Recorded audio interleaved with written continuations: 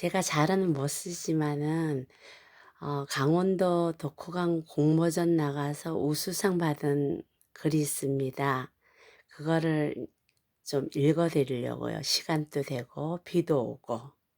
제목 1리터의 눈물. 양양군 이미연. 나는 처음으로 요양보호사로 일하게 되면서 경험 부족 등으로 크고 작은 많은 시행착오를 겪었다. 때로는 나의 실수로 인하여 요양보호 대상자가 다치는 등 심리적 죄책감에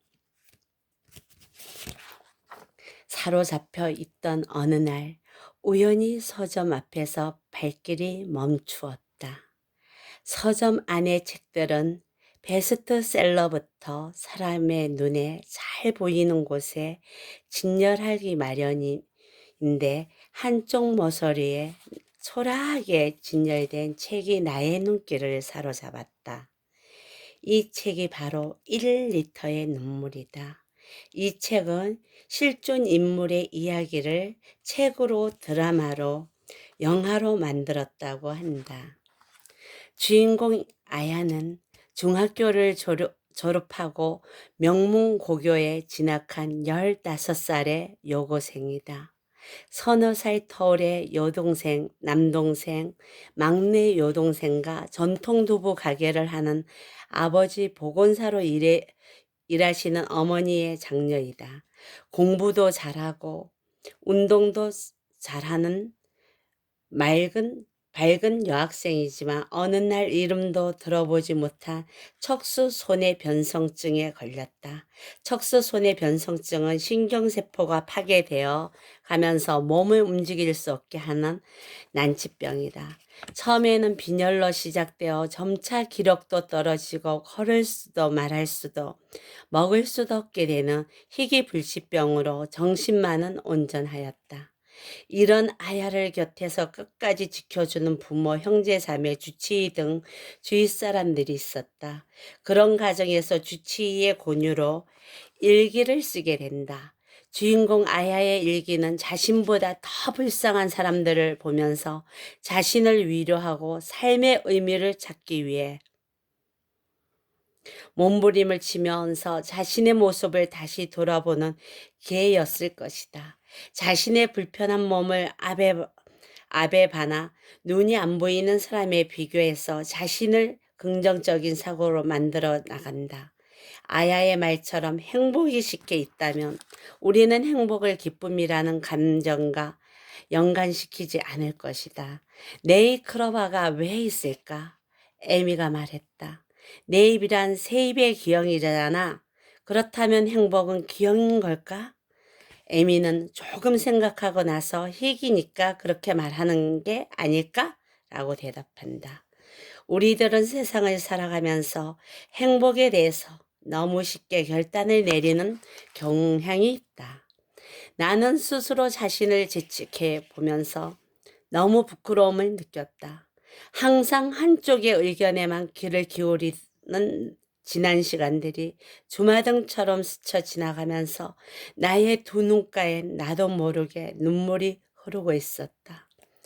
나는 사람이 부정적인 사고와 긍정적인 사고는 삶과 죽음을 갈라놓을 수 있다고 생각한다. 아야가 쓴 글 대목한 기절은 아직도 가슴에 생생하게 남아있다. 아파도 참기만 하면 되는 걸까? 1년 전에는 설 수도 있었다. 얘기할 수도 있었고 웃을 수도 있었다. 그런데 이를 갈아도 눈썹을 찌푸리고 힘을 주어도 이젠 걸을 수가 없다. 눈물을 참고 엄마 이젠 걸을 수가 없어요. 뭘 잡아도 살 수가 없게 되었어요. 라고 종이에 써서 문을 삐끗 엄마에게 얼굴을 보여주는 것도 싫었고 엄마의 얼굴을 보는 것도 괴로웠기 때문에 서둘러 문을 닫았다. 화장실까지 3미터를 기어서 간다. 복도가 차갑다. 발바닥은 부드러워 손바닥 같아. 손바닥과 무릎은 발바닥처럼 딱딱하다. 보기가 흉하지만 어쩔 수 없다. 난 단 하나의 이동수단이니까. 뒤에서 인기척이 난다. 가는 것을 멈추고 뒤돌아보니 엄마도 기고 있었다. 아무 말도 없이. 바닥에 뚝뚝 눈물을 떨어뜨리면서 억누르고 있던 감정이 한꺼번에 쏟아져 나와 큰 소리로 엉엉 울었다. 아야의 어머니는 불치병에 걸린 자식을 위해 해줄 수 있는 거라고는 아야의 힘듦과 불편함을 같이 기어서 가는 것이라고 생각한 것이었다. 걸을 수 없는 아야가 우울해지거나 열등감을 갖지 않게 하기 위해 어머니도 아야와 똑같이 차가운 바닥을 말없이 기어서 가면서 그 심정은 말도 못할 정도로 고통스러울 것이다. 그녀의 부모님은 그녀가 떠난 뒤에도 그녀의 일기를 통해서 세상에 그녀의 뜻을 전하고 있다고 본다. 우리 민족에게로 이런 모성에 있었다. 상공유사에 전하는 드강가라는 한가가 있었다. 서라벌의 한 길이에는 희명이라는 여인이 살고 있었다. 그의 아들은 두 눈을 뜨지 못한 장님으로 태어났다. 그녀는 분황사의 북측천수 대비상을 바라보며 부처님에게 그의 아들에게 한 개의 눈을 뜨게 해달라고 비는 여인이다. 여성의 간절한 모성에는 한이 없는 듯하다. 내가 요양보호사하고 계신 분들 중에는 파킨스병으로 서지도 걷지도 못하시면서 근육이 점차 굳어져 가는 분이 계신다. 뇌 수술만 3번이나 하셨고 머리에는 메트로니라는 의료기기를 신고 계신다. 그 의료기기 역할은 운동신경이 마비되는 증상을 방지하는 역할을 한다.